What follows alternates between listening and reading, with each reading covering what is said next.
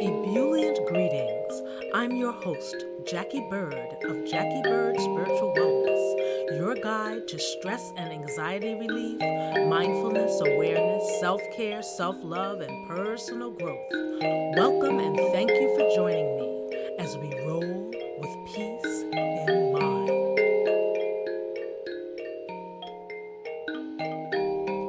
Today's riff is 7 tips for success to de-stress, so you're not always in distress.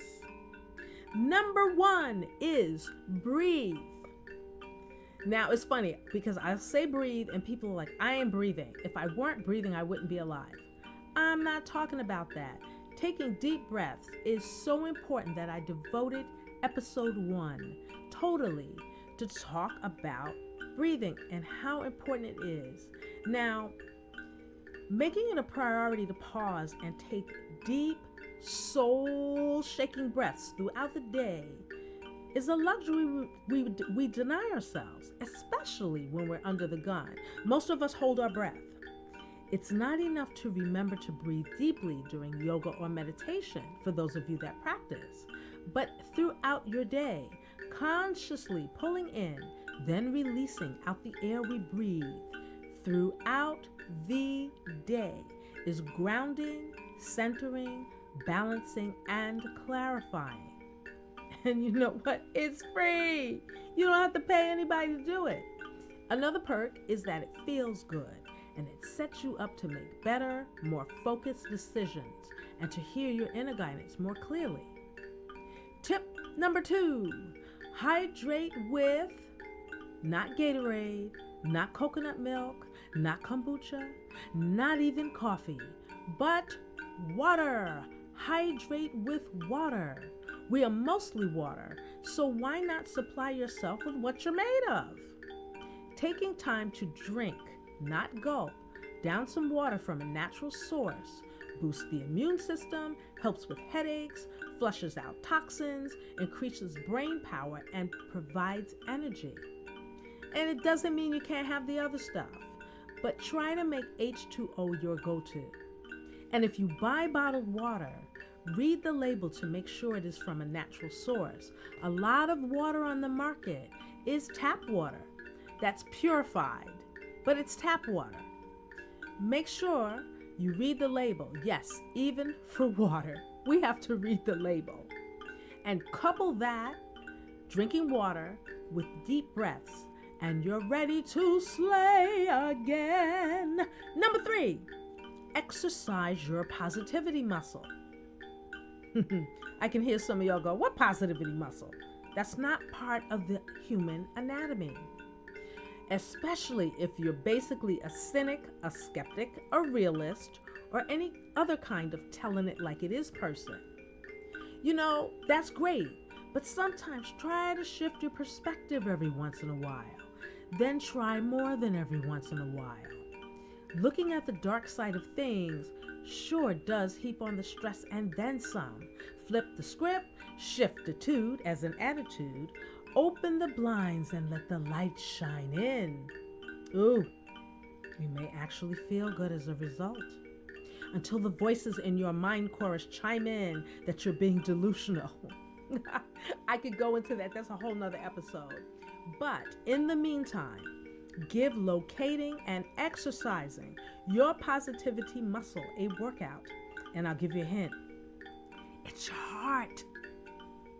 If you let that speak a little bit more, your mind will balk. Your mind will go, makes no sense. No, revolting. But if you actually go with that heart, your mind may complain. And then eventually your mind may actually go, wow, that was actually better than what I had planned to do.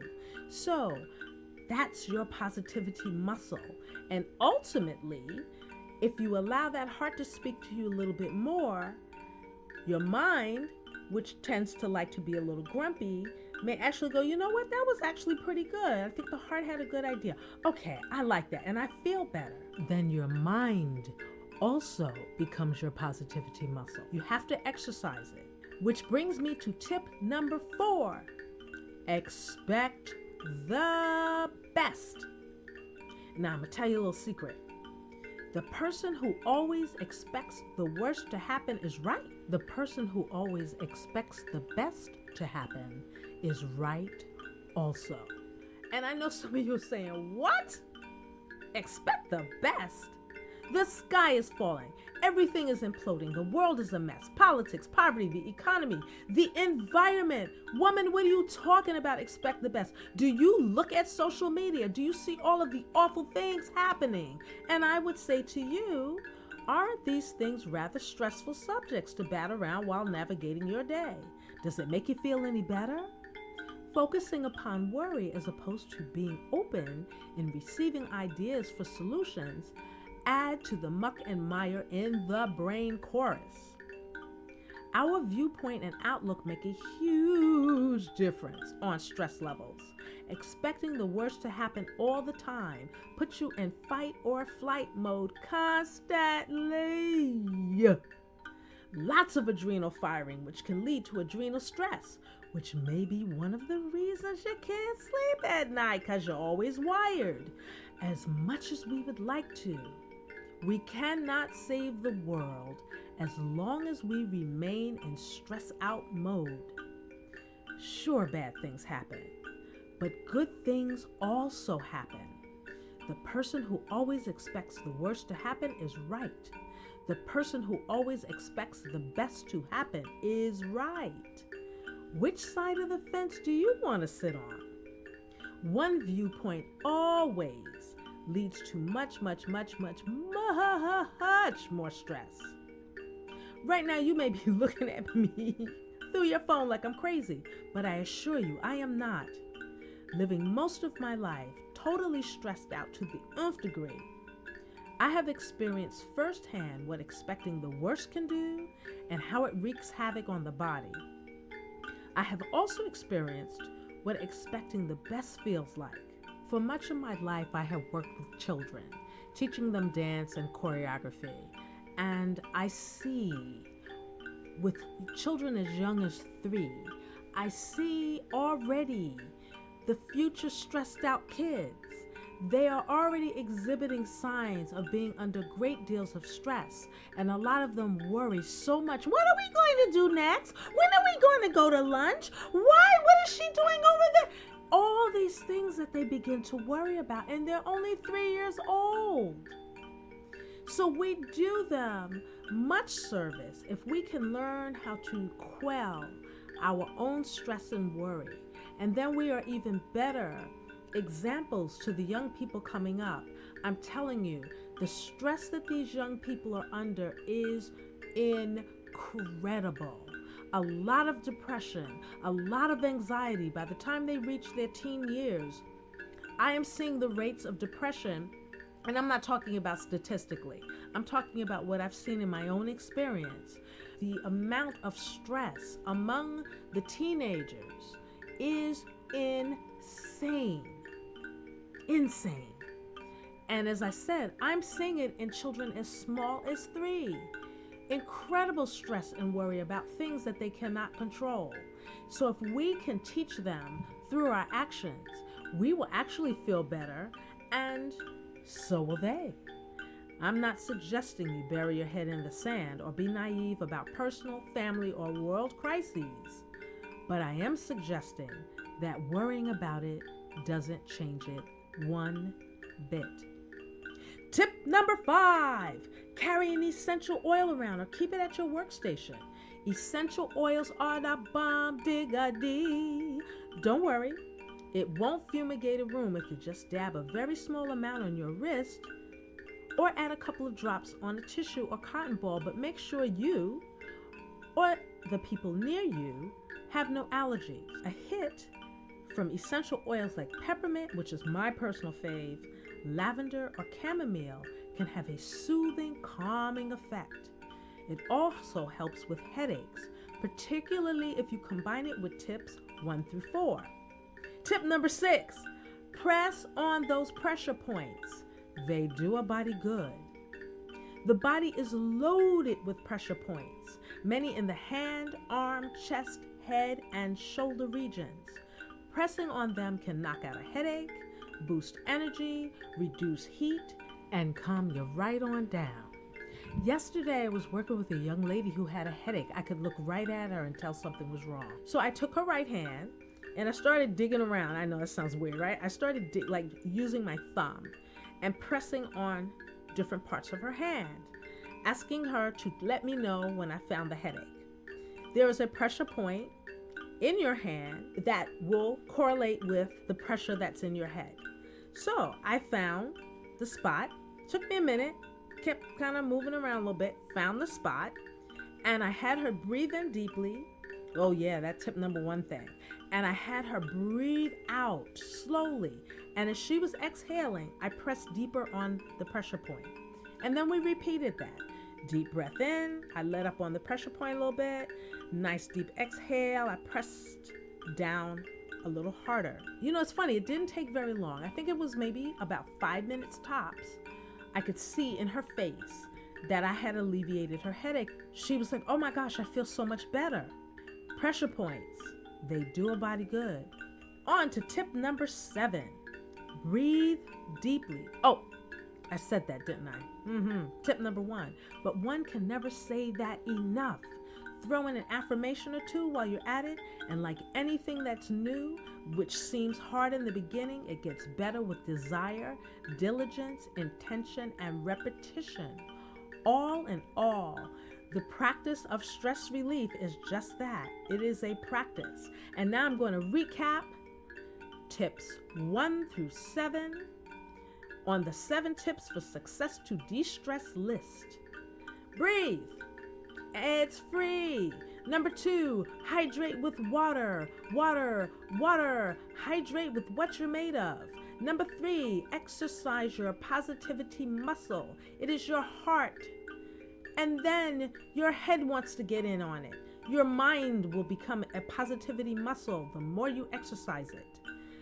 Tip number 4, expect the best. That's part of the exercise of the mind, to begin to shift your thoughts so that you begin to expect the best. Why not?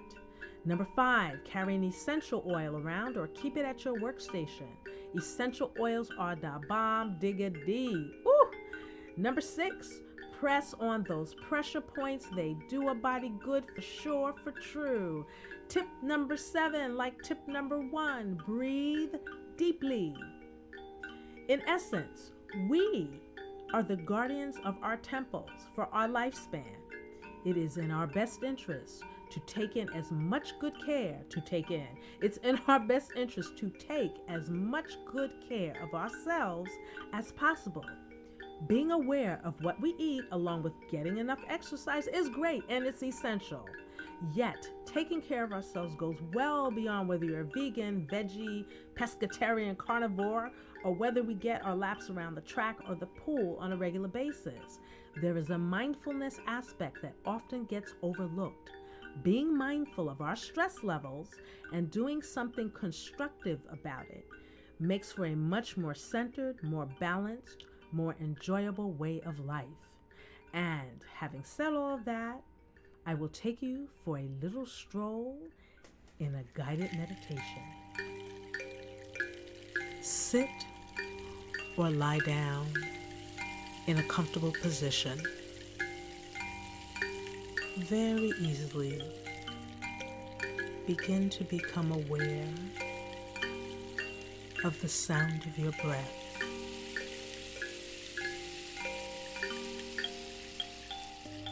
Begin to notice the speed in which you are taking the in-breath and exhaling on your out-breath. Just leave your focus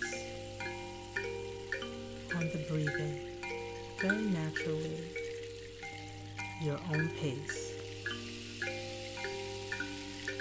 Keep your focus here.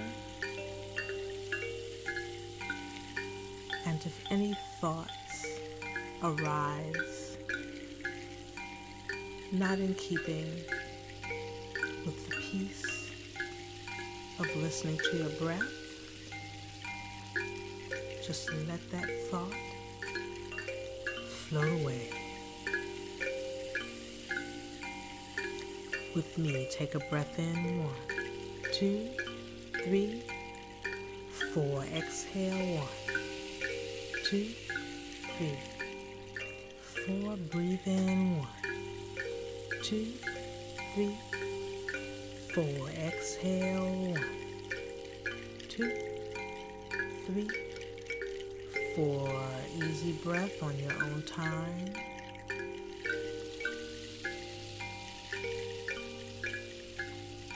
Again with me in 4. 1, 2, 3, 4. Exhale. 1, 2, 3, 4. And in 2, 3, 4. Exhale. 1, 2, 3, 4. Breathing in deeply on your own time.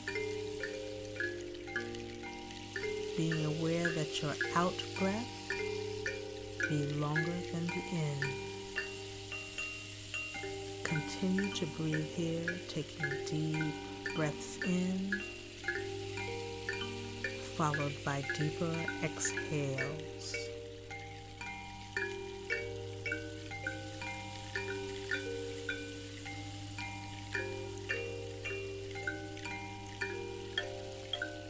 Begin to breathe on your own time.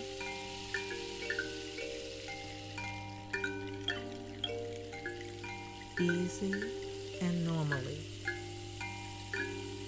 Listen to the rise and fall of the breath moving in through your body and moving out of your body. Breathing easy. Now begin to take your focus to the 7 tips for success to de-stress. Which one will you begin to work on today or first thing tomorrow? Is it being aware of taking deeper breaths more often throughout your day? That's a great one to begin with. Will it be focusing on hydrating with water more often? Will it be exercising your positivity muscle, turning negative thoughts into the positive? Will it be expecting the best? Take one thing at a time and expect the best. Will it be remembering to choose an essential oil, something that you would love to have with you? Will it be pressing on one of those pressure points if a headache arises in the course of your day? Returning again to number 7, which is breathing deeply. Remember to breathe deeply. Begin to return your awareness back. Open the eyes.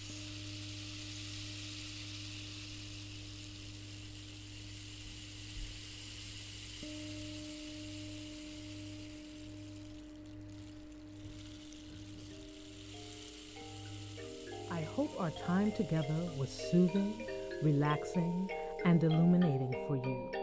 I welcome your comments and questions here or on social media. Be sure to tag Jackie Bird Spiritual Wellness for a chance to have your comments read on a future episode. And to deepen your meditation experience with me, go to JackieBirdSpiritualWellness.com, where you will find ebooks on stress relief, mindfulness, and personal growth. You can also book a StressBusters Guided Meditation session. And if you dig the talk segment, guided meditation, and the music in this episode, those tracks are available on JackieBirdSpiritualWellness.com also. In the meantime, thank you for listening, and remember to roll, with peace in mind.